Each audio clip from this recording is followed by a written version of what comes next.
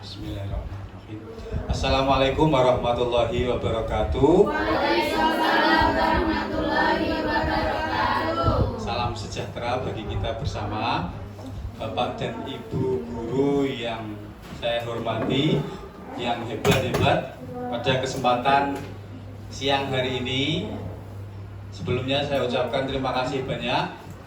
Terima kasih yang tidak terhingga atas kerawahan panjenengan di forum diseminasi kami selaku CGP Angkatan 9. Saya Budi Hartanto selama kurang lebih 1 jam ke depan akan membawakan diseminasi dan presentasi. Namun alangkah baiknya untuk mengawali sebuah kegiatan yang baik, kita berdoa sebentar, menundukkan kepala. Semoga apa yang kita laksanakan ke depan kurang lebih 1 jam mendapatkan kelancaran dan keberkahan. Amin.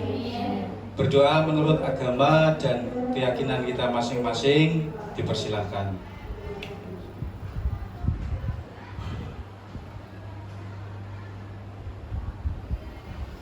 Berdoa selesai. Terima kasih Bapak dan Ibu guru yang saya hormati, untuk menghangatkan suasana biar tidak sepaneng semuanya. Ya, saya bacakan pantun dulu sesuai request. Dicatat loh.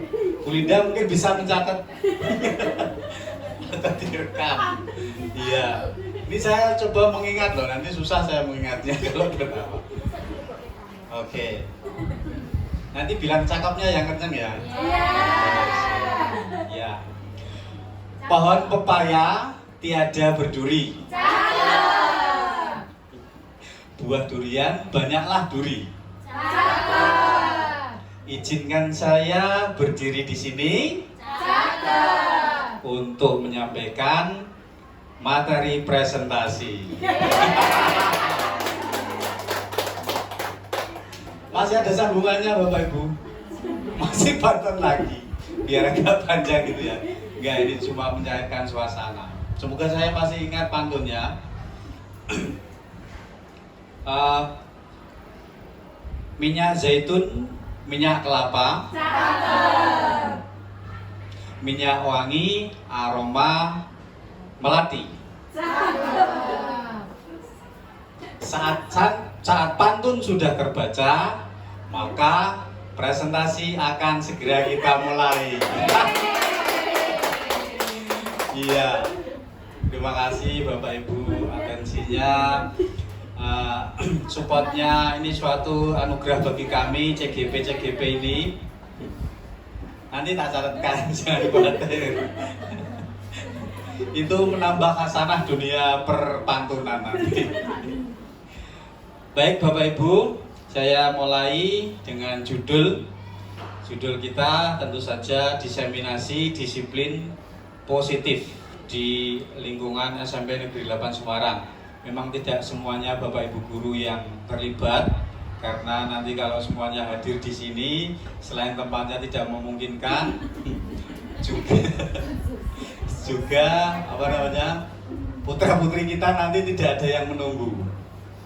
Nanti malah bubar semua. Iya, disiplin positif. Dari kata disiplin, positifnya nanti dulu.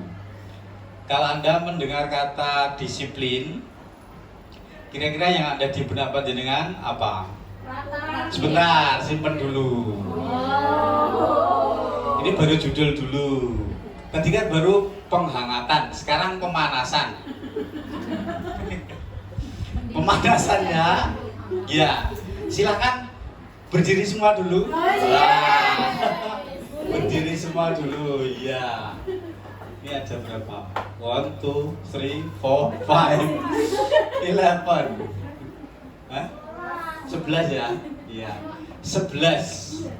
Kita akan coba ice breaking dengan menyebutkan perasaan hari ini atau feeling hari ini. Kira-kira feelingnya apa? Disimpan, nanti yang lainnya menghafalkan setiap perasaan yang diutarakan temannya. Contoh saya dulu ya.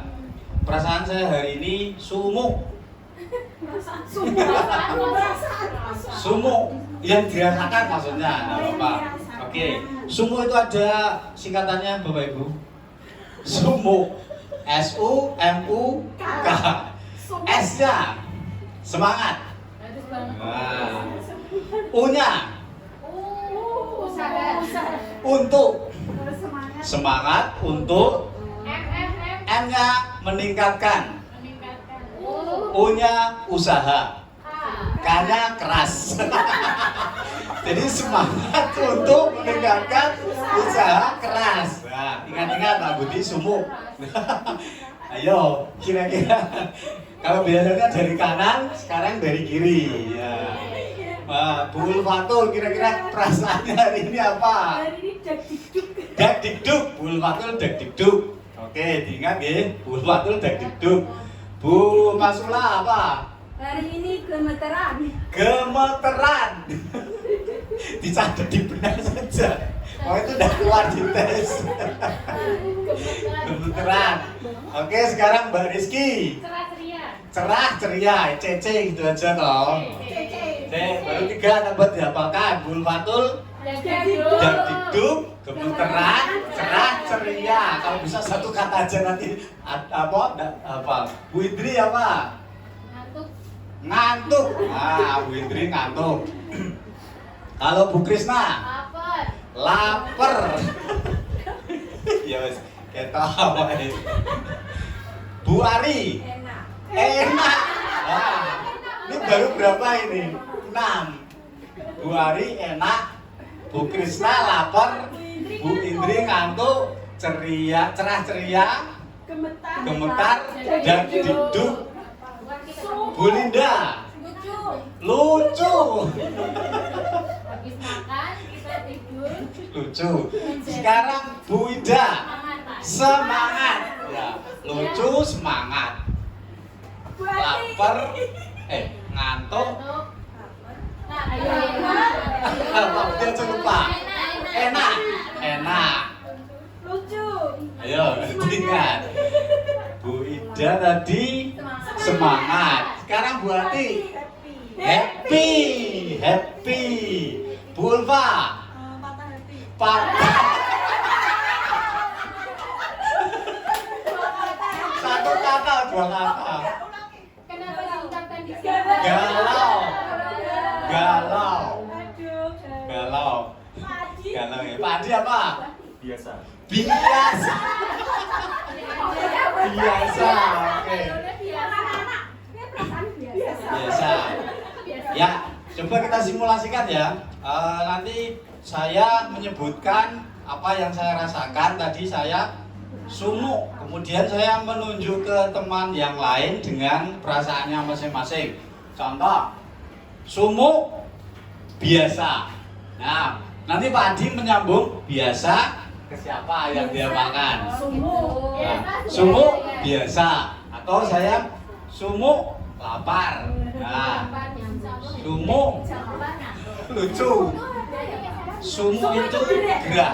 Oh ya maaf, ini ada yang dari luar planet. Pak, diulangi dari awal apa enggak? Misalkan semangat, galau, semangat. Sehafalnya saja kemana siapa. Oh, berarti Ya, Ustaz. Iya, sembarang yang ditembak. Bisa kita mulai? Bisa. Oke. Sumuk. Sumuk deg-degan dan diduk. Dak-dikduk biasa. Biasa. Lapar. Lapar, ngantuk. Ngantuk, happy. Happy galau. Semangat. Semangat, enak. Ada apa anda? Ada apa? Nah, kalau ada apa berarti duduk. Kalau berarti ada apa duduk. Oke. Dak-dikduk sumuk. Sumuk cerah ceria. Cerah ceria biasa. Biasa. Biasa galau. Galau lucu. Semangat. Disebutin dulu. Lucu. Lucu, semangat, semangat gemetaran. Gemetaran. Galau. Galau. Galau lapar. Lapar dan dikduk. Jeng Dikduk happy. Jadi enak.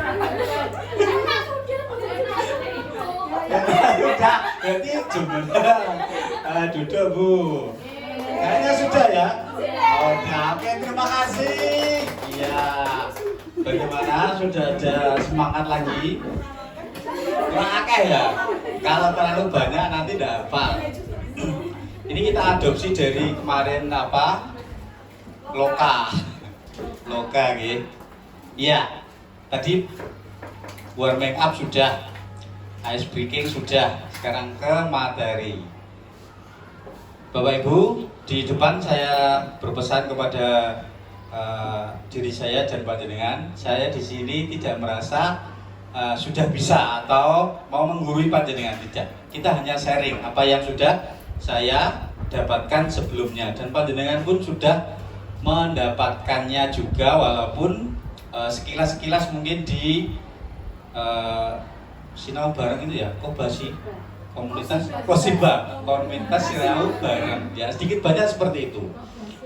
Baik, dari judul disiplin positif ya, berbagi pemahaman, pengalaman, praktik disiplin positif ya. Tadi yang disimpan adalah yang di benak panjenengan. Disiplin itu kira-kira mengandung makna-makna lain apa? Ya Mbak? Tata tertib. Tata tertib. Ada yang lain? Peraturan. Oke. Hukuman. Tidak nyaman. Tidak nyaman. Disiplin itu tidak nyaman ya? Iya, harus Sanksi. sanksi. Ada konsekuensi sanksinya.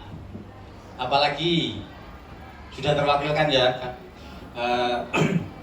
Baik, tadi panjenengan sudah menyampaikan kalau kaitannya disiplin itu ada sanksi, hukuman, apalagi tadi? Tidak nyaman, peraturan, tata tertib, dipatok-patok seperti itu ya, dipager-pager biar tidak melompat misalnya, maksudnya gitu. Lanjut, ya. Dari disiplin positif ini kita ada beberapa konsep inti. Yang pertama adalah tentang pembelajaran dengan paradigma baru. Kemudian disiplin positif, dilanjut nilai-nilai kebajikan universal, kemudian kebutuhan dasar manusia, dilanjut nanti ada motivasi perilaku manusia, kemudian 5 posisi kontrol guru, selanjutnya adalah keyakinan kelas, dan yang terakhir adalah segitiga restitusi. Bapak Ibu, dari 1, 2, 3, 4, 8 materi ini kira-kira yang belum sama sekali di hari-hari yang lalu dipelajari apa dari panjenengan? Segitiga restitusi, bukan segitiga biru ya. Kalau segitiga biru itu apa ya? Tepung terigu. Oke. Kalau yang sudah dikenal berarti ada 1, 2, 3, 7 ini. Sekilas, belum mendalam. Ya kita nanti coba perdalam bareng-bareng bersama-sama. Ini kita belajar bersama. Bukan saya membelajari panjenengan. Membelajari atau menggurui, mengajari. Lanjut. Oke, yang pertama dari pembelajaran dengan paradigma baru.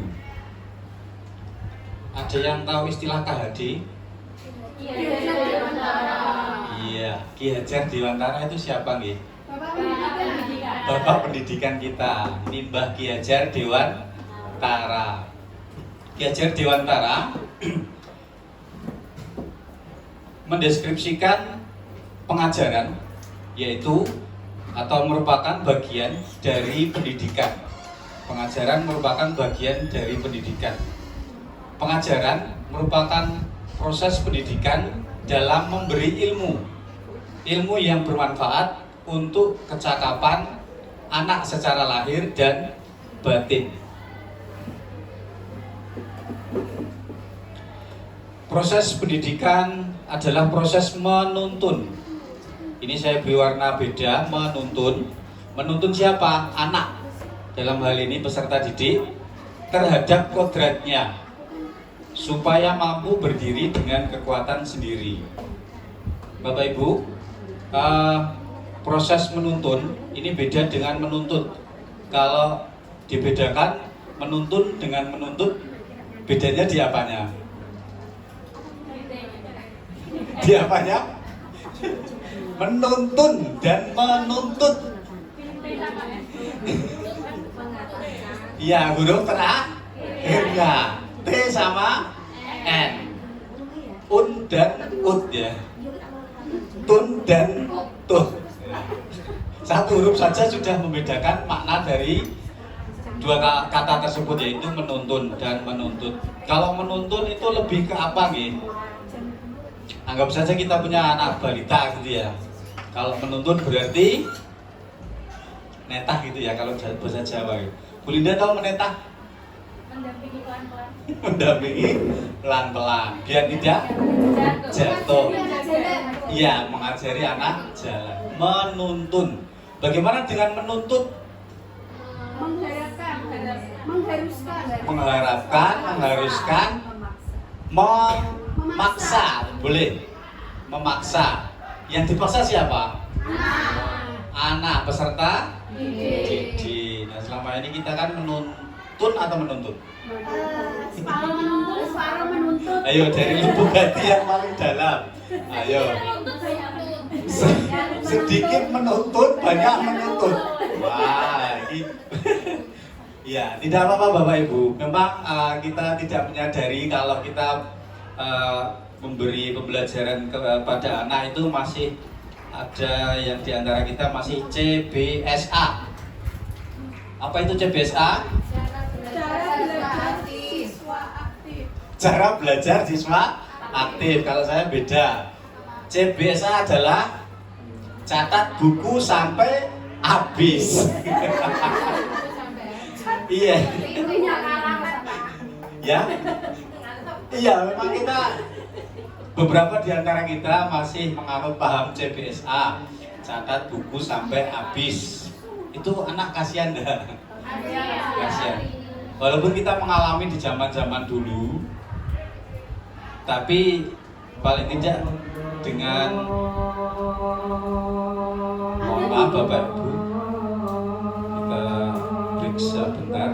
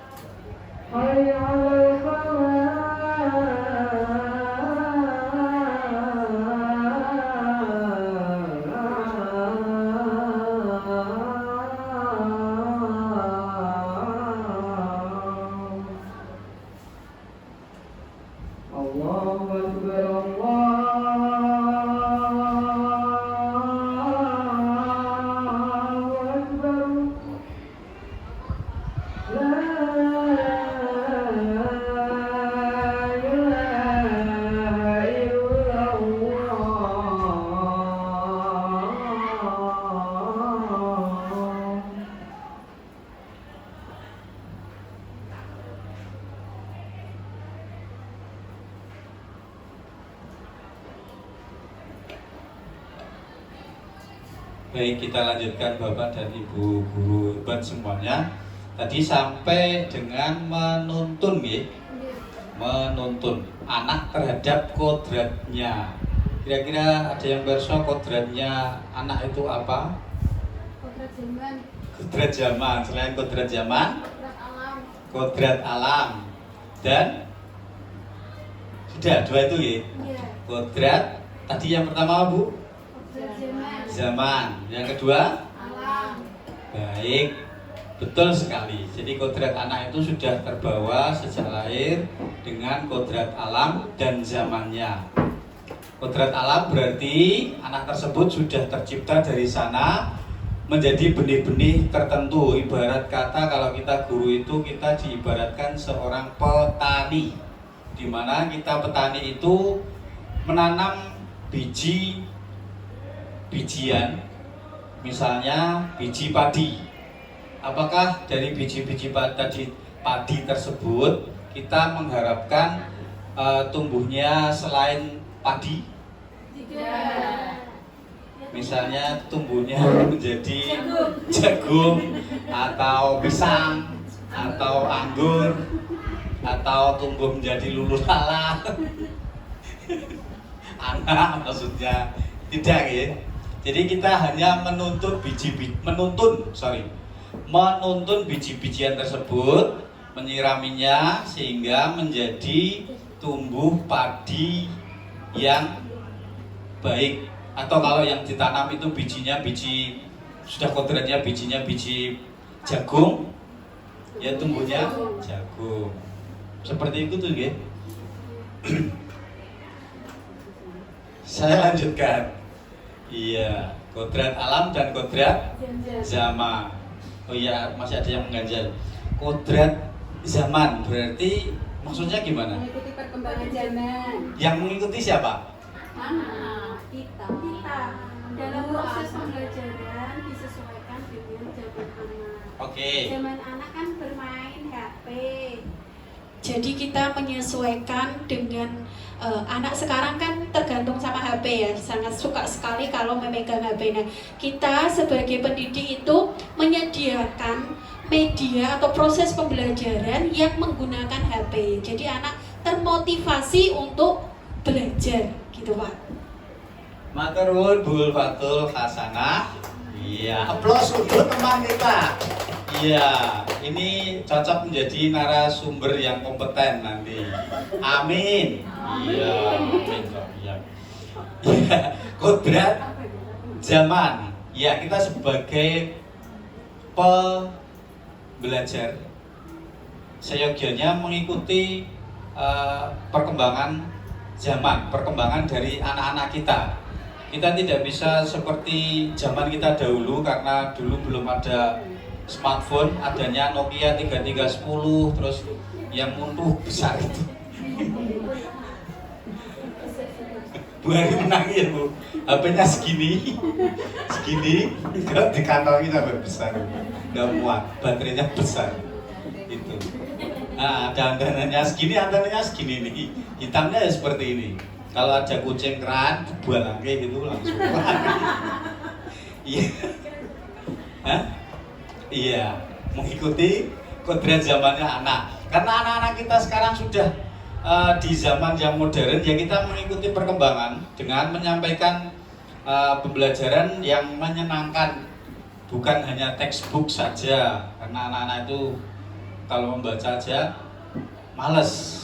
Kecuali membaca pikiran temannya, membaca situasinya menguntungkan langsung lari ke kantin seperti itu.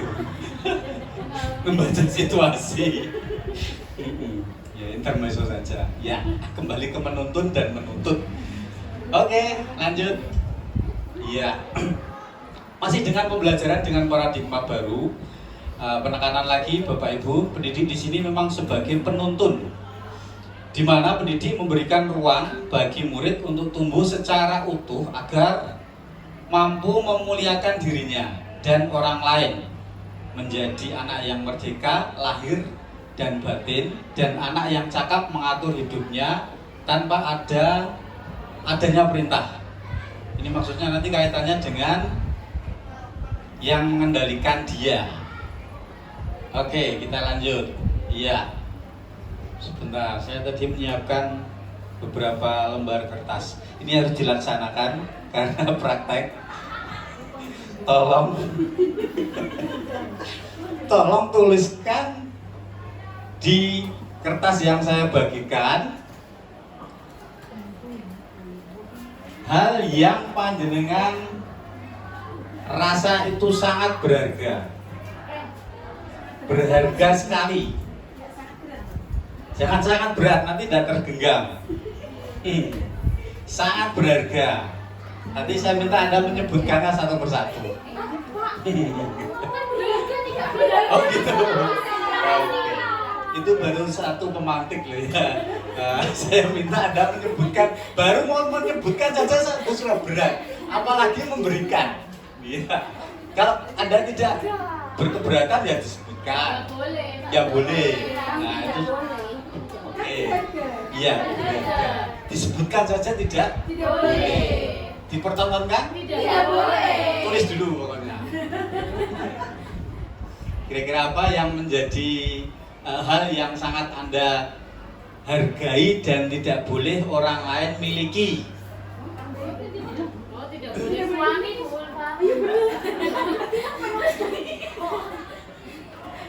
Suami apa warisannya? yang paling berharga adalah Keluarga.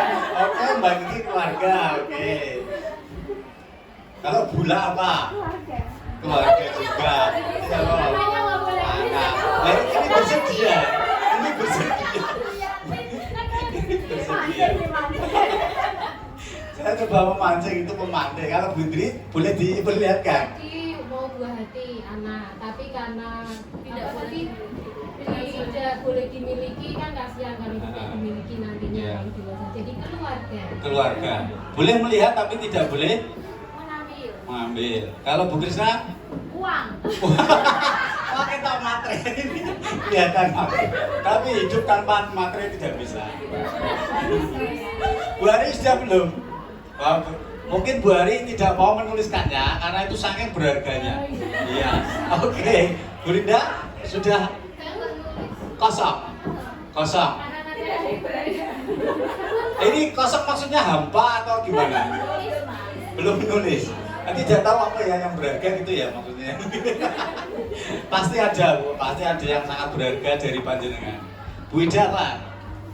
Masih belum, ini tidak punya visi. Kalau Bu Hati apa Bu? Cucu. Boleh kalau lihat boleh. Iya. Kalau Bulma, lululala nem. Dada. Belum. Padi apa padi? Kosong. Berharga. Oh berharga, oke. Tidak boleh ada yang tahu bang. Baik, baik. Oke. Iya. Karena panjenengan sudah mengutarakan hal-hal yang berharga itu apa? Kira-kira kalau hal berharga itu digenggam erat-erat, genggaman erat itu maksudnya di tangan, baik di tangan maupun di benak panjenengan. Ini Bu Hari kan belum menuliskan, Adi juga belum, Bu Linda, Bu Ida juga belum. Lah ini yang belum menyampaikan apa yang digenggam, kira-kira ditulis di isi kepala saja. Terus saya menebak-nebak gitu, boleh nggak? Nggak boleh. Saya kasih ATM gitu, udah boleh? Udah boleh. Oh, suap, oke. Nggak boleh ya. ATM-nya aja nggak boleh. Kalau ATM plus PIN bikin. Kalau ATM aja nggak boleh. Oke. Kalau saya paksa, saya todong pakai pistol gitu, ayo serahkan punyamu tadi yang kamu. Ada besoknya. Ini manja-manja gini. Yang pistol. Nggak punya. Iya, oke Bapak Ibu. Iya. Oke. Ini ke pertanyaan yang paling bawah ya. Apa yang terjadi terhadap apa yang panjenengan pegang erat tadi? Bolehkah orang lain memilikinya? Tidak boleh. Mau megang? Tidak boleh. Tahu saja tidak boleh ya.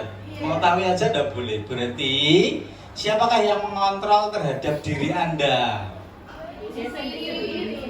Diri sendiri ya. Kalau tidak boleh ya tidak boleh. Kira-kira kalau benda itu masih bisa tak cari lagi, terus Anda diiming-imingi gitu dari orang lain, bisa enggak? Ada kemungkinan enggak? Kalau tidak, Kalau benda ada. ya misalkan cincin. Cincin kawin. Cincin kawin loh ya. Misalnya cincin, Ah. terus diiming-imingi mobil. Iya. Mobil Pak. Ini mobil. Ada dua wanita yang mati. Tidak apa-apa. Hidup harus ada materi. Oke. Tapi kita tidak boleh mendewa-dewakan materi. Oke. Baik Bapak Ibu, kita lanjut. Jadi teori genggaman sudah, kepalan tangan. Lanjut ke berikutnya. Apa ini? Ya. Beralih dari tadi mengontrol diri Anda, kita ke yang selanjutnya yaitu tentang miskonsepsi tentang teori kontrol. Maksudnya apa? Meleset. Tidak tepat. Salah. Berarti konsepsi yang salah tentang jangan dihilangkan hurufnya ya. Mas Adi. Lanjut. Sebentar. Ada beberapa miskonsepsi tentang teori kontrol, diantaranya adalah ilusi. Ilusi itu apa? Ilusi. Bayangan, apalagi? Siluet. Apalagi? Shadow. Oke, gambaran. Ya, yang pertama ilusi guru mengontrol murid. Guru mengontrol murid. Apakah menurut pandangan guru itu harus mengontrol murid untuk jejer seperti apa itu bebek di sungai itu? Tidak ya, tidak boleh seperti itu, B. Terus apakah dibenarkan ilusi bahwa semua penguatan positif, efektif dan bermanfaat? Bisa iya, bisa tidak. Walaupun ini positif, pasti ada efek sampingnya. Kemudian ilusi bahwa kritik dan membuat rasa bersalah mampu menguatkan karakter. Ada kata kritik dan membuat rasa bersalah, kalimat bukan kata ya. Ini mampu menguatkan karakter. Apakah Anda setuju? Bisa iya, bisa tidak. Oke, kira-kira ada yang negatif di sini? Ada. Terus yang berikutnya, ilusi bahwa orang dewasa berhak memaksa. Ya, yang paling negatif apa ini kata apa? Memaksa, tidak boleh ya. Ya, guru itu tidak boleh memaksa anak untuk kamu harus A, B, C. Pokoknya Rahmanot tak sikat, tidak boleh. Oke. Ya, masih tentang paradigma stimulus respon, pendekatan teori kontrol. Kita coba membandingkan antara stimulus itu apa gitu? Rangsangan. Jangan mengonotasikan ya gitu. Stimulus atau rangsangan. Respon juga tanggapan. Iya. Dengan teori kontrol. Oke, yang pertama, realitas.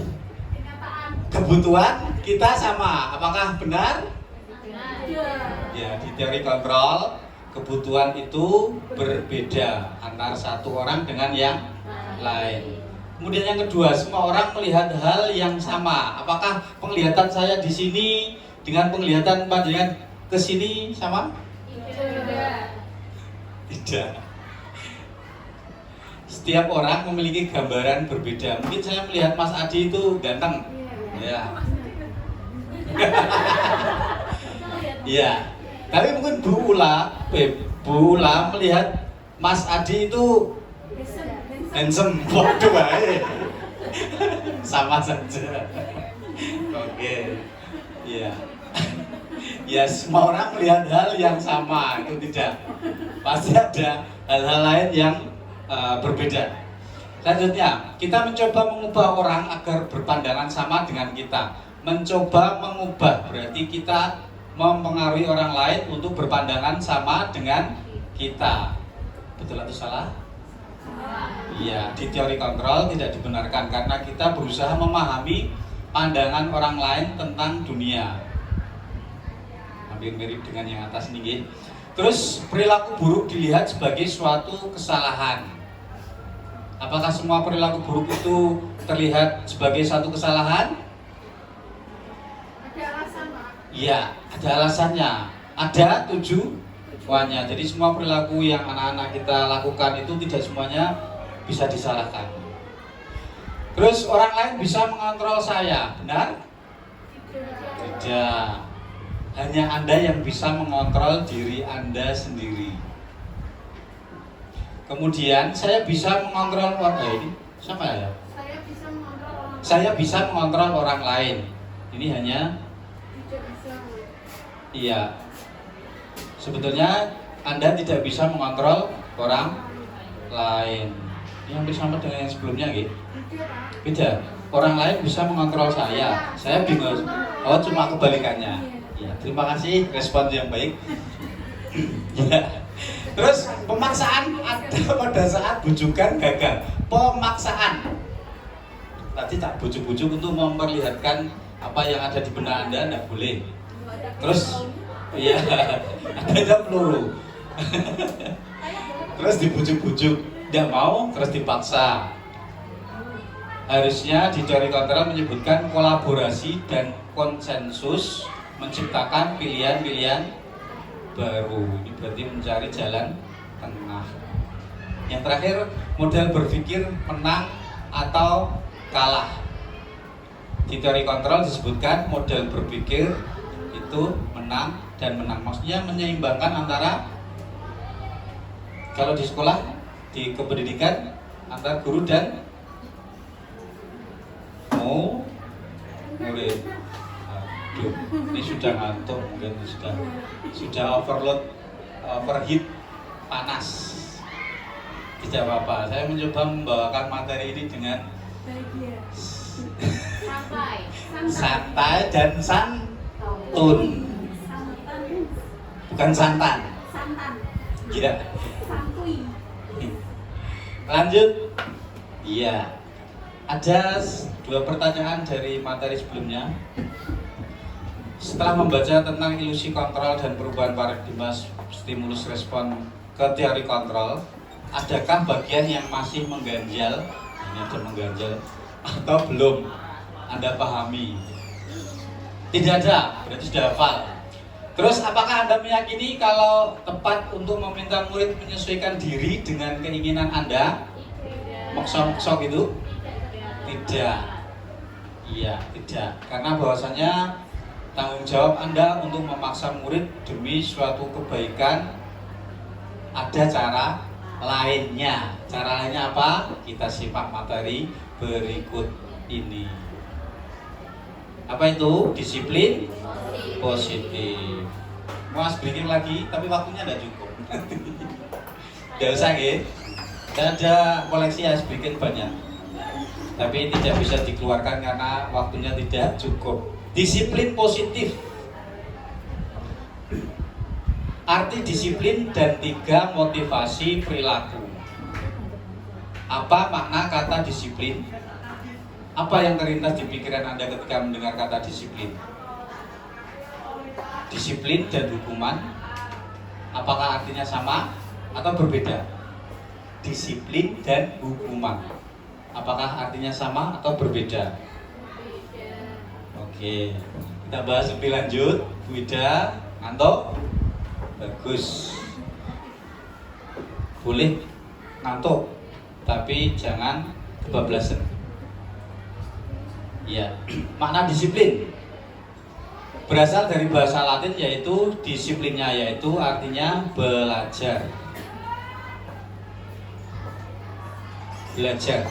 Makna asal dari konotasi dengan disiplin diri murid-murid Socrates dan Plato.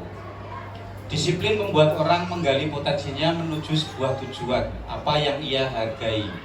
Namun dalam budaya kita, disiplin telah berubah menjadi sesuatu yang dilakukan seseorang pada orang lain untuk mendapatkan kepatuhan. Jadi kata menuntut, menuntut. Kecenderungan umum adalah menghubungkan kata disiplin dengan ketidaknyamanan, bukan dengan apa yang kita hargai atau pencapaian suatu tujuan mulia. Anda bingung? Tidak.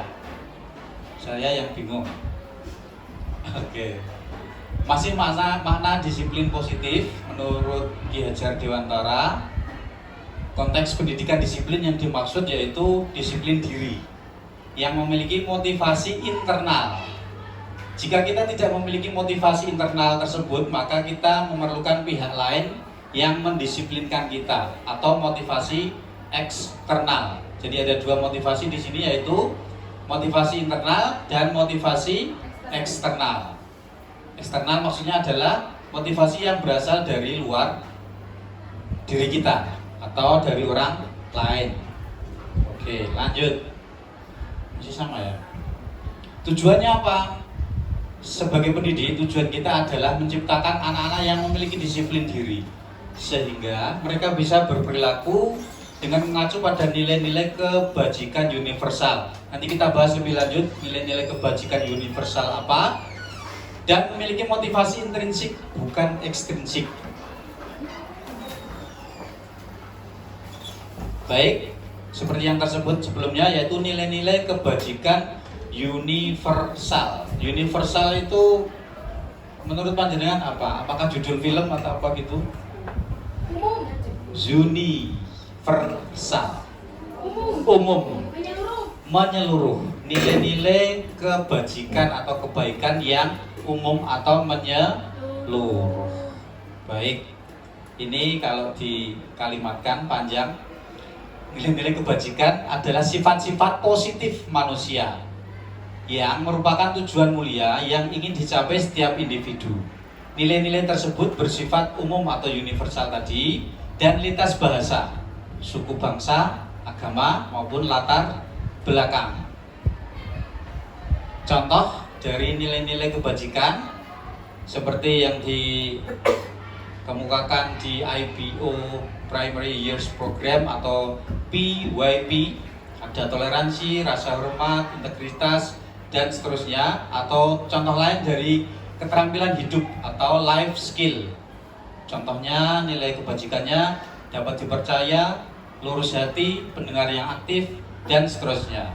Nanti materi saya bagikan, jadi panjenengan bisa membuka sendiri kalau sempat. Jadi saya lanjut, kita cari yang inti-inti saja. Ya, contoh lain, dan ini kita terapkan di mana? Khususnya di SMP 8, umumnya di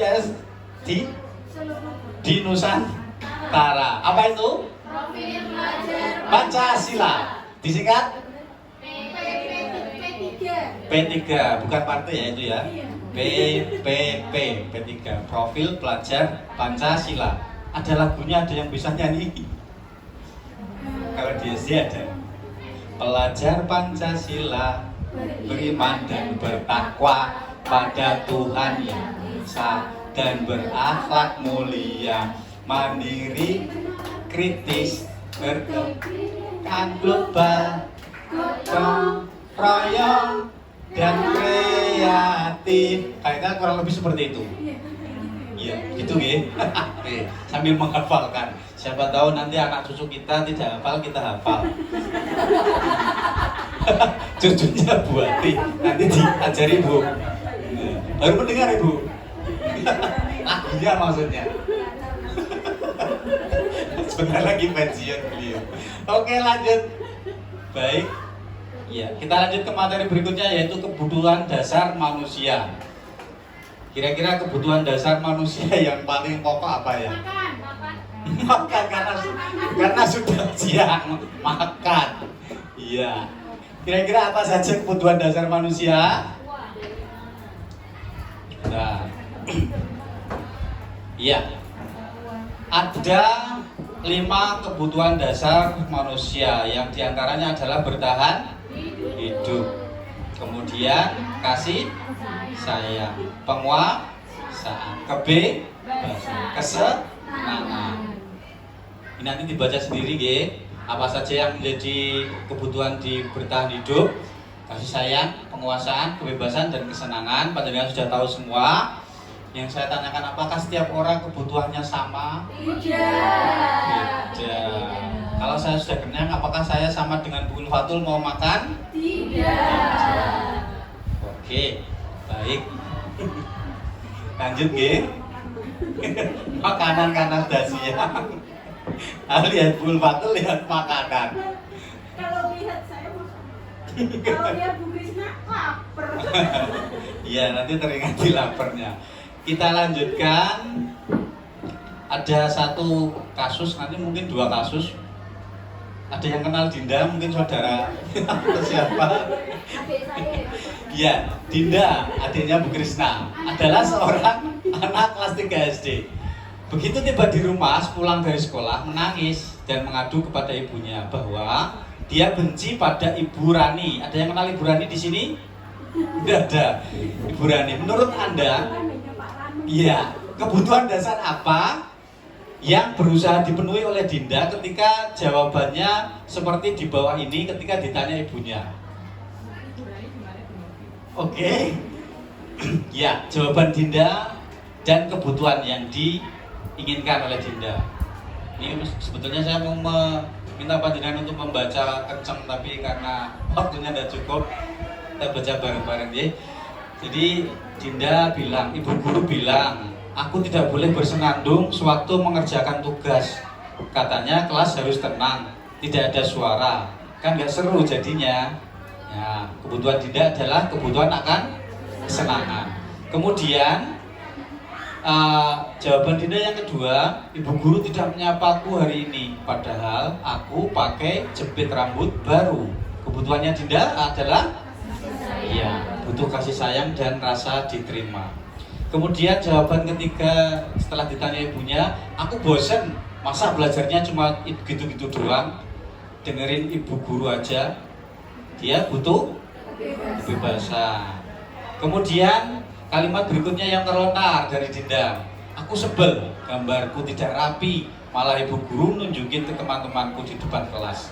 Ini kebutuhannya Dinda adalah penguasaan. Oke, kasus kedua ada Dimas. Dimas genap berusia 17 tahun. Ia senang sekali ketika ayahnya mulai mengajarkan cara menyetir mobil. Ini karena mungkin usianya sudah 17 tahun boleh nyetir mobil ya. Setiap akhir pekan ia berlatih nyetir. Ia terlihat senang sekali berlatih sampai akhirnya bisa menyetir dengan baik dan lancar. Ketika ibunya bertanya, apa yang membuat dia ingin bisa menyetir mobil? Ketika jawaban Dimas adalah seperti ini, kira-kira kebutuhan apa yang ingin dia penuhi? Kebutuhan dari Dimas kira-kira apa? Aku merasa bangga dan keren. Kira-kira kebutuhan Dimas apa? Penguasaan. Apakah benar? Kita tepuk tangan yang meriah kalau benar. 1, 2, 3. Oke, baik. Pintar sekali guru kita. Lanjut.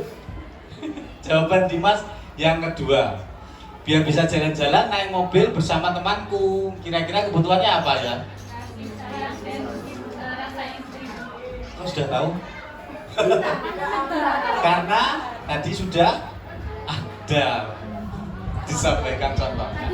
Iya, kasih sayang dan rasa diterima. Lanjut, jawaban Dimas ketika ditanya ibunya yang ketiga, aku senang bisa pergi ke tempat-tempat yang aku suka. Kira-kira kebutuhannya apa Dimas?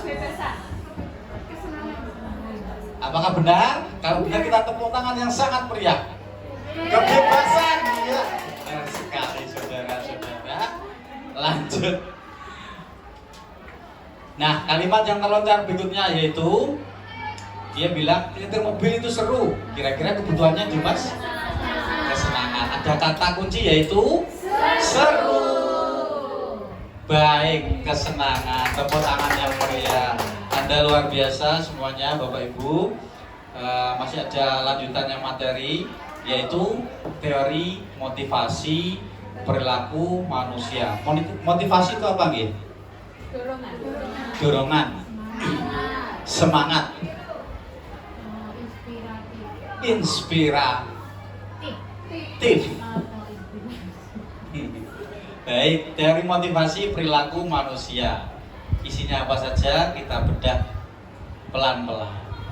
Ada 3 motivasi perilaku manusia. Motivasi yang pertama adalah untuk menghindari ketidaknyamanan atau hukuman.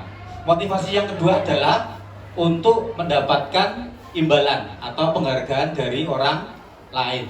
Motivasi yang ketiga adalah untuk menjadi orang yang mereka inginkan dan menghargai diri sendiri dengan nilai-nilai yang mereka percaya. Kira-kira motivasi panjenengan kesini apa nggih? Memenuhi tugas. Menghargai diri sendiri. Benar. Ya. Motivasinya beda-beda saya yakin. Kalau Mas Adi datang ke sekolahan, motivasinya apa Mas? Cari uang. Cari uang. Iya, motivasinya beda-beda gitu. Dari ketiga motivasi ini, mari kita lanjutkan ke sub materinya lagi. Ada 3 istilah yang akan kita bahas selanjutnya, yaitu tentang hukuman, konsekuensi, dan restitusi, kaitannya dengan motivasi perilaku manusia tersebut. Yang pertama, hukuman. Kalau mendengar kata hukuman, ini sifatnya Tidak terencana. enggak, maksudnya negatif atau positif nih? Negatif. Efek terhadap anak, Dendam. dendam, Sakit hati. sakit hati. Oke, berarti kalau kita menghukum anak, kita harus berpikir ulang. Maksudnya berpikir ulang itu, kira-kira kalau saya menghukum anak tersebut nanti jadi baik atau buruk, malah dendam dengan kita sampai dibawa ke liang lahat. Iya. Jadi kita harus mengesampingkan hukuman. Iya. Terus konsekuensi sama sudah terencana atau sudah disepakati sebelumnya, sudah dibahas dan disetujui oleh murid dan guru. Biasanya pembentukan sanksi atau konsekuensi dibentuk oleh pihak guru atau sekolah. Ini kaitannya dengan apa nggih? Peraturan dilanggar karena tidak. Peraturan dilanggar karena apa? Karena dibuat. Oke. Ya beda pendapat boleh. Oke. Ya, restitusi. Ini saya beri tanda merah karena ini ada kaitannya dengan materi berikutnya. Restitusi. Ada yang sudah mendengar istilah restitusi 1 tahun yang lalu? 1 tahun yang lalu, bukan barusan. Lupa. Restitusi pengampunan hukuman. Restitusi itu remisi. Revisi. Pengurangan hukuman itu remisi. Remisi. Revisi kebaikan. Remisi. Itu apa tidak salah? Kalau restitusi, kalau Ya. remedial, Remedi. Oke, lanjut ya. Restitusi adalah proses menciptakan kondisi bagi murid untuk memperbaiki kesalahan mereka sehingga mereka bisa kembali pada kelompok mereka dengan karakter yang lebih baik. Ini menurut Gosen, bukan Gosen yang dari Gojek itu ya. Gosen 2004. Ini lama sekali nih. Bu Linda sudah lahir? Oh sudah. Iya, jangan saya. Wida yang belum lahir. Bulva yang belum lahir. Udah. Lanjut G. Baik. Teori berikutnya yaitu 5 posisi kontrol seorang guru dan guru-guru yang lainnya. Apa saja 5 posisi kontrol guru? Dia langsung berubah. 5 posisi kontrol guru yang pertama adalah penghukum. Sudah pernah kita lakukan? sudah. Sering? Waduh, oke, tidak apa-apa. Jujur. Penghukum. Kemudian yang kedua, Pembuat merasa bersalah. Sudah pernah? Sudah. Sering juga, sudah pernah juga. Yang ketiga sebagai teman. Sudah. Lebih sering atau lebih kadang-kadang? Kadang-kadang. Kalau kita berteman terlalu dekat dengan anak juga tidak baik. Oke, kemudian pemantau. Kadang-kadang. Yang terakhir adalah sebagai manajer. Belum? Mungkin Mungkin sudah namun nggak sadar. nggak sadar bahwa kita sebagai Manajer. manajer. Kira-kira dari kelima ini yang paling baik yang mana? Manajer. Kenapa? Karena paling tinggi nanti dapat uangnya. Betul. Ya, apa itu beda penafsiran ya Bapak. Ya, kita lihat berikutnya nggih. Apakah manajer itu paling baik untuk kita sebagai guru dalam mengontrol murid-murid kita?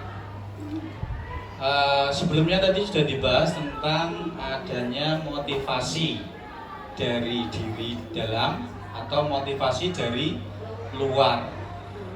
Iya. Motivasi yang eksternal disebut identitas gagal karena ini kaitannya dengan hal-hal yang negatif. Dari kalimat yang dilontarkan saja, misalnya guru itu menghadik, menunjuk-nunjuk, menyakiti, menyindir saja itu sudah tidak baik, sudah menyakiti hati anak. Jadi kita harus berhati-hati. Kalimat yang halus, misalnya rambutmu kok keriting, keribo, bagus ya. Padahal keriting, keribo itu sudah mungkin bagi dia, saya tidak pengen rambut ini gitu. Oke, pembuat orang merasa bersalah. Berceramah menunjukkan kekecewaan. Nah, ini ada kata negatif, kekecewaan mendalam. Kemudian sebagai teman, membuatkan alasan-alasan untuk muridnya, mendengarkan curhatnya mungkin. Ini masuk ke dalam motivasi intrinsik. Bu Fatul, Iya. ini memang tidak ada garisnya. Berhasil atau sukses. Iya. Jadi itu identitas berhasil atau sukses itu Pada posisi teman, pemantau dan manajer, Pak. Kalau yang teman sama pemantau itu kontrol positif, jadi tidak negatif. Kalau yang negatif itu penghukum dan pembuat orang merasa bersalah. Kemudian kalau kontrol diri itu di posisi manajer, sudah memiliki motivasi intrinsik. Kalau teman sama pemantau itu masih motivasi eksternal, gitu Pak. Jadi ini harusnya ada garisnya.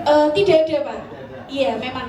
Jadi yang identitas sukses itu 3, teman, pemantau, dan manajer. Ngoten Pak.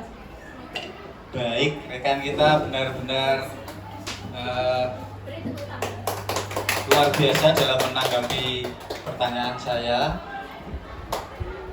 Bu Ari mau menanggapi? Oh tidak. Oke, saya lanjutkan nggih. Ya, saya tahu panjenengan sudah lapar, letih, lesu, lelah, masih semangat Pak. tapi jangan lapuk nggih. Iya, oke. Contoh-contoh kalimat yang terlontar dari 5 posisi kontrol guru. Biasanya kalau penghukum itu ada kalimat patuhi aturan saya atau awas saya tendang gitu ya, tidak boleh gitu. Terus kamu selalu saja salah, itu sudah kalimat negatif. Bagaimana dengan membuat orang merasa bersalah? Ibu sangat kecewa sekali dengan kamu. Nah, ini sudah ada kecewa, itu sudah kata negatif. Kemudian gimana coba kalau orang tua kamu tahu kamu berbuat begini? Ini sudah mengedonkan mental anak, mengedownkan. Oke, sebagai teman, ayo bantulah demi bapak ya.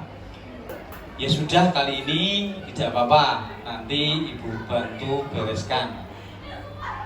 Kemudian bagaimana sebagai monitor atau pemantau? Ada beberapa kalimat diantaranya, peraturannya apa?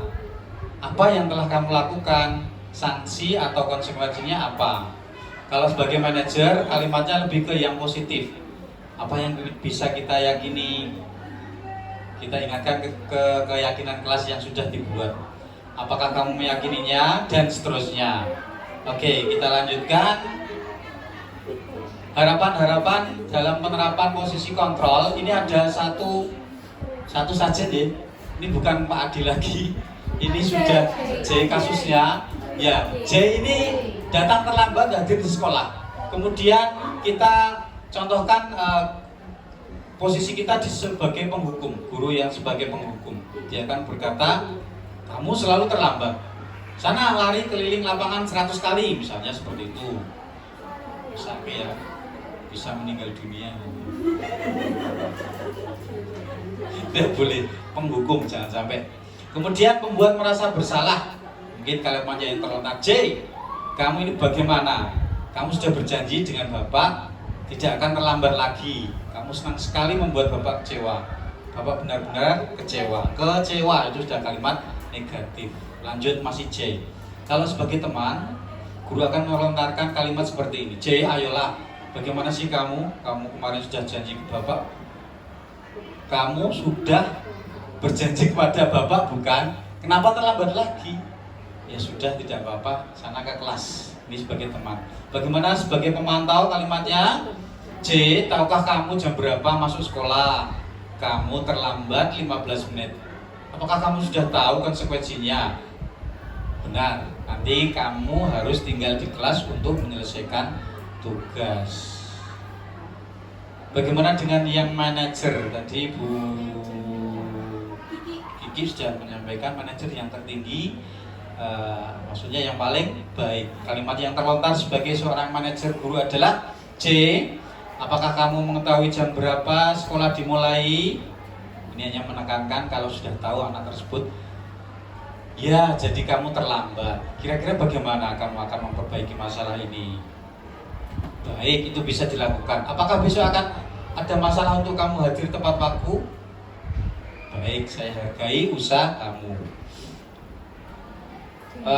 Bapak Ibu, kita coba menelaah pernyataan-pernyataan di mana posisi kontrol guru kita dituntut di sini. Ada kalimat saya kecewa sekali dengan kamu. Kira-kira siapa yang mengatakan? Apakah sebagai penghukum atau manajer atau pembuat rasa bersalah? Tepuk tangan kalau benar. Oke, benar. Lanjut yang kedua. Pernyataan kamu tidak pernah benar melakukannya. Kira-kira sebagai penghukum. Tepuk tangan yang meriah. Lanjut. Ayolah, lakukan demi Bapak. Sebagai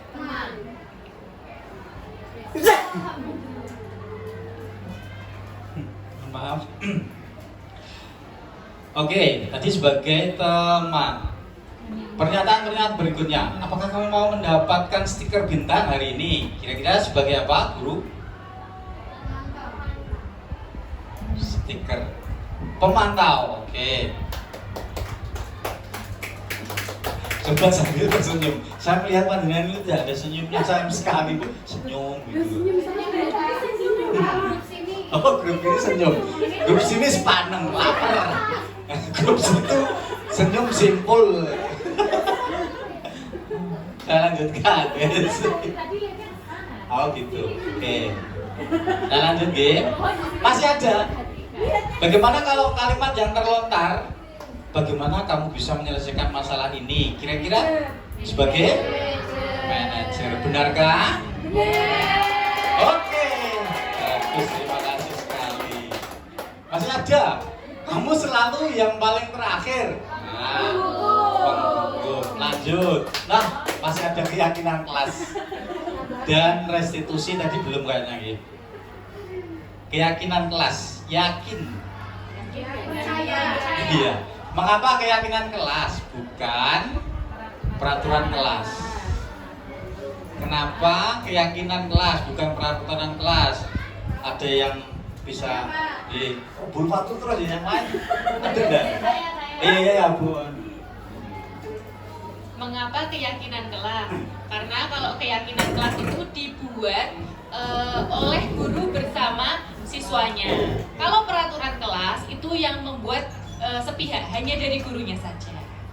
Jadi keyakinan kelas dibuat oleh guru dan murid bersama siswa. sama siswa. Ya. Kemudian kalau peraturan kelas di kelas, Kalau peraturan kelas itu hanya dari gurunya saja, jadi sepihak. Kalau yang keyakinan kelas itu kan dua pihak.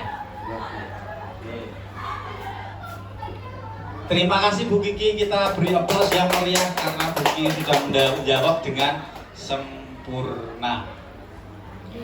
Betul, keyakinan kelas itu dibuat oleh guru dan siswa. Nanti kan menang gitu kan, ada kata itu tadi.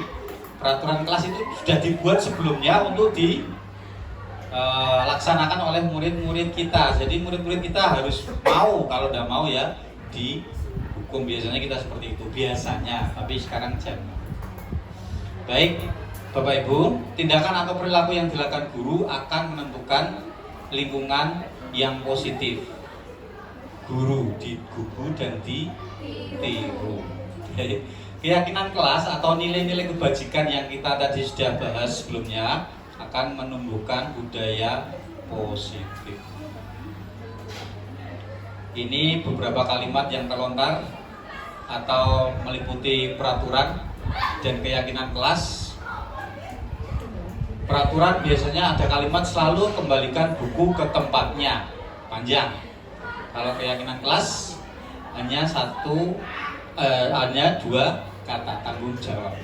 Kemudian kalau di peraturan ada dilarang mengganggu orang lain, maka di keyakinan kelas akan lebih simpel, yaitu menghormati orang lain. Misalnya ada larangan, dilarang melakukan kekerasan. Kalau di keyakinan kelas lebih ke yang kalimat kebajikan, keselamatan, dan menghormati orang lain. Nanti bisa dibaca selanjutnya nih. Kita persingkat waktunya. Oke, ini apa ini? Iya, ciri-ciri keyakinan kelas bersifat abstrak. Abstrak itu apa nih? Abstrak itu tidak punya Tuhan. Abstrak itu kayak abstrak, abu-abu. Abu-abu. Tidak usah bingung. Ini ada sambungannya. Pernyataan universal. Universal apa tadi? Oke, dibuat dalam pernyataan positif. Sedikit saja agar mudah diingat. Ringkasan. Ringkasan dari keseluruhan. Ringkes. Iya. Lebih singkat ya. Terima kasih Bu Ulfa sudah membantu saya menyelesaikan masalah. Oke. Ini nanti bisa dibaca sendiri Bapak Ibu kelanjutannya. Baik, terakhir restitusi. Apa itu restitusi? Masih menurut Gosen, bukan Gosen dari Gojek itu ya? Iya. Restitusi adalah proses menciptakan kondisi bagi murid untuk memperbaiki kesalahan mereka sehingga mereka bisa kembali pada kelompok mereka dengan karakter yang lebih kuat. Restitusi. Sebentar. Manfaatnya apa segitiga restitusi dalam menyelesaikan kasus siswa? Manfaat segitiga restitusi dalam menyelesaikan kasus siswa di antaranya adalah dengan penerapan segitiga restitusi, murid diharapkan bisa kembali ke kelompok mereka dan telah memiliki karakter yang kuat dan memperbaiki kesalahan yang telah dilakukan, bukan malah menghukumnya. Low battery, please charge. Dengan penerapan segitiga restitusi diharapkan mampu meningkatkan motivasi murid untuk lebih baik sepanjang hidupnya, tidak hanya sementara, sepanjang hidupnya. Kalau mungkin dihukum itu mungkin manutnya hanya sesaat gitu. Setelahnya malah sakit hati dan tidak bertahan lama. Dan motivasi tersebut muncul dari dalam diri, bukan dari luar. Bukan dari faktor takut maupun mengharapkan imbalan. Bagaimana tahapan segitiga restitusi? Nanti saya setelkan video, tapi ini kita coba mengurai dulu langkah-langkahnya. Yang pertama, menstabilkan identitas atau stabilized identity. Yang kedua adalah validasi tindakan yang salah atau validate the misbehavior. Kemudian yang ketiga adalah menanyakan keyakinan atau seek the belief. Matur nuwun Bu Ulfa. Betul. Hasanah. Kita bisa skip ke bentuknya. Ini malah jadi segitiga biru, tidak segitiga restitusi ya. Bluetooth mode. Ya. Ini bukan segitiga biru ya. Segitiga restitusi. Yang pertama tadi apa nggih? Menstabilkan identitas. Ya, menstabilkan identitas. Yang kedua, Connected. validasi tindakan yang salah. Yang ketiga, Menanyakan keyakinan. ya, menanyakan keyakinan. Contoh dari menstabilkan identitas kalimatnya. Setiap orang pasti pernah melakukan kesalahan. Jadi bombong hatinya anak biar tidak down. Kalau di seneni tidak boleh di seneni. Terus kamu bukan satu-satunya yang pernah melakukan ini. Yang kedua tadi apa? Validasi tindakan. Validasi tindakan yang salah. Contoh kalimatnya, kamu tentunya punya alasan mengapa melakukan itu. Atau adakah cara yang lebih efektif untuk mendapatkan apa yang kamu butuhkan? Yang ketiga langkahnya adalah Low menanyakan battery. Please charge. keyakinan. Contoh kalimatnya, keyakinan kelas apa yang telah kita sepakati? Atau mungkin kamu ingin menjadi orang seperti apa? Mungkin menjadi baja hitam atau apa? Bukan ya? Tokoh kartun. Tokoh apa? Tokoh film apa? Hero ya? Tapi tidak apa-apa, mungkin kecilnya pengen menjadi seperti itu, tapi besarnya dia punya sifat-sifat yang baik seperti Low battery. superhero. Please charge. Kita lanjutkan Bapak Ibu. Waduh, ini sudah seperti tadi contoh kalimat-kalimatnya menstabilkan identitas. Ini juga sama, validasi tindakan yang salah nanti bisa dibaca-baca karena ini contoh saja untuk Anda perdalam sendiri. Nah, sekarang praktek segitiga restitusi. Hampir ke penghujung acara. Ada yang mau disampaikan? Jangan bertanya, menyampaikan saja. Sudah paham? Sudah paham ya? Sebentar, kita refleksi dulu. Tadi posisi kita yang paling tinggi di teori Manajer. di manajer, bukan penghukum ya? Itu paling bawah. Itu Paling bawah. bawah. Praktek segitiga restitusi ini saya coba kemarin mempraktekannya di SMP 8 Semarang di kelas, tidak di kelas malah mungkin masih di lingkungan SMP 8. Iya, coba kita play. Bluetooth mode.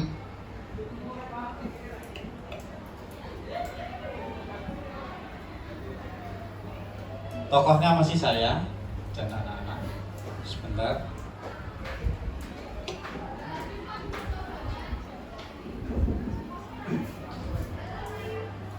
Connected.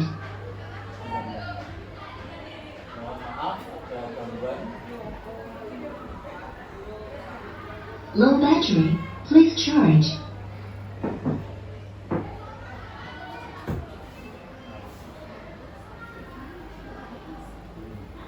Ini hanya opening saja. Videonya di tengah-tengah. Saya lupa memotong videonya.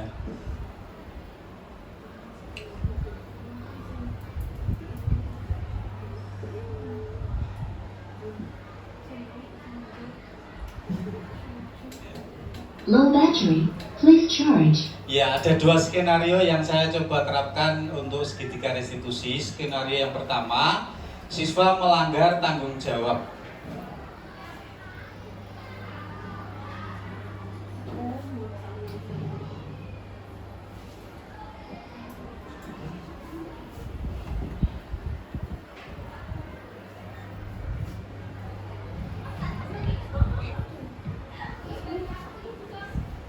Low battery. Please charge.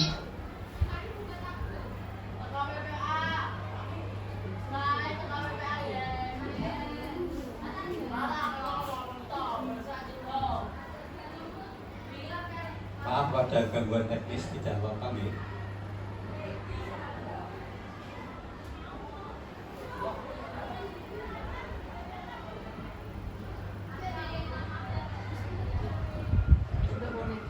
Udah konek ya? Low battery. Please charge. Atau nggak usah dikonekkan langsung biar pakai ini lagi. Mic. Pakai mic. Di sini nggak usah dikonekkan ke speakernya.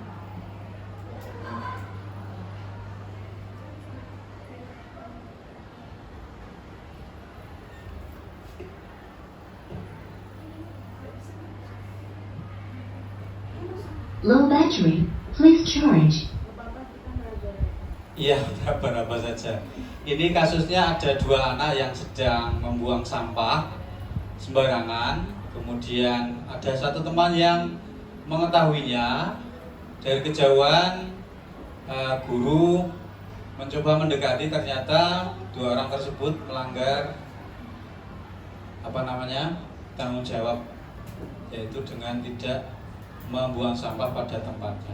Low battery. Guru Please charge. memanggil ketiga siswa tersebut untuk melakukan segitiga restitusi dengan yang pertama menanyakan tadi yang dilakukan mereka apa, kemudian ditanyakan apakah itu benar kalau membuang sampah sembarangan itu baik. Ternyata yang satu anak itu menyalahkannya karena itu salah. Alasan mereka tidak membuang sampah pada tempatnya adalah terlalu jauhnya tempat sampah tersebut.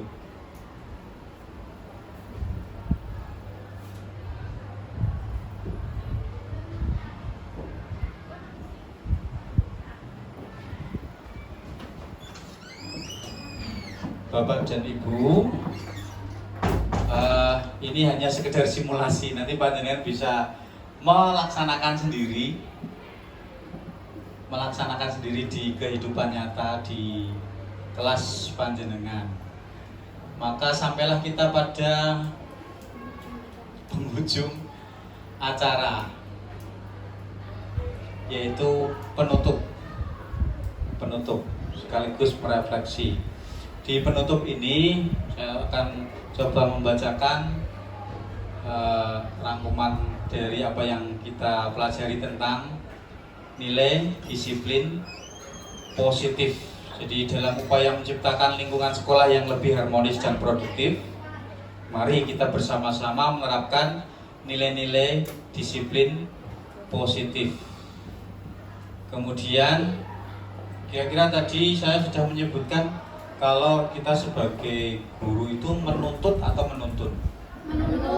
Menuntun, beda huruf N dan T, tapi maknanya jauh sekali.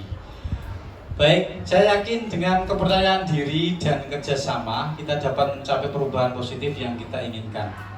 Terima kasih Bapak dan Ibu semua atas segala perhatiannya. Mari kita bersama-sama menjadikan sekolah ini lebih baik semua. Sekali lagi terima kasih. Saya tutup dengan pantun lagi. Iya. Coba saya ingat-ingat ya. Oh, enggak. Kira-kira 5 jam. Saya tutup dengan pantun. Jalan-jalan. Enggak. Ikhlas menjalani cobaan adalah tabah. Maka saya lupa. Ikhlas menjalani cobaan adalah tabah. Anak yang tabah biasanya patuh. Billahi taufik wal hidayah. Wassalamualaikum warahmatullahi wabarakatuh. Tepuk tangan untuk kita semua.